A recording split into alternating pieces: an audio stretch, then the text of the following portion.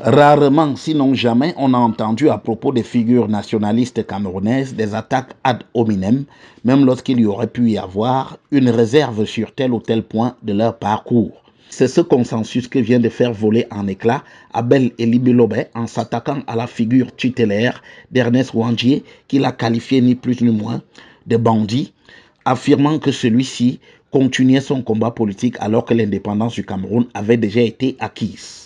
Quand on arrête Ernest Ouandié, qui est un bandit. Sur le terrain de la comparaison entre Ernest Ouandié et Abel Elibilobe, il n'y a rien de commun.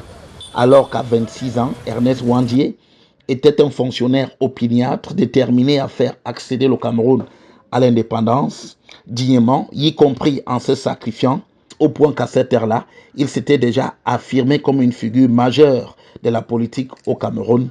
De son côté, à plus de 50 ans révolus, Abel Elibilobe brille surtout par ses sorties tonitruantes et d'inspiration tribaliste uniquement dans les médias. Et il y a lieu de relever qu'il en est resté à cette vieille conception issue des siècles du pouvoir néocolonial camerounais qui n'a eu de cesse de qualifier les nationalistes de maquisards, voire de bandits simplement. Cette réflexion est par exemple systématisée par Kamé Pierre Bobda dans son ouvrage Le maquis dans le Bamileke. C'est pourtant à une approche différente, déjà amorcée par l'amnistie de 1991, qu'il faut aller. À ce sujet, Ernest Ouandié est une référence du mouvement nationaliste camerounais.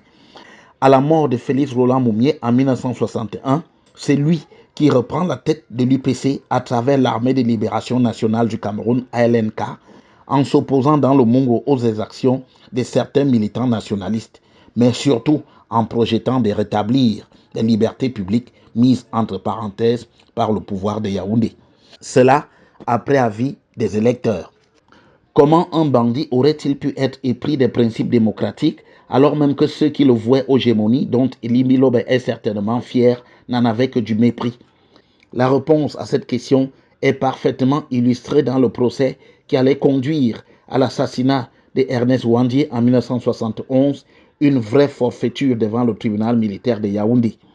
Depuis lors, à ce sujet, la peur qu'il inspirait à Yaoundé a été maladroitement résumée par une formule attribuée à Amadou Ahidjo.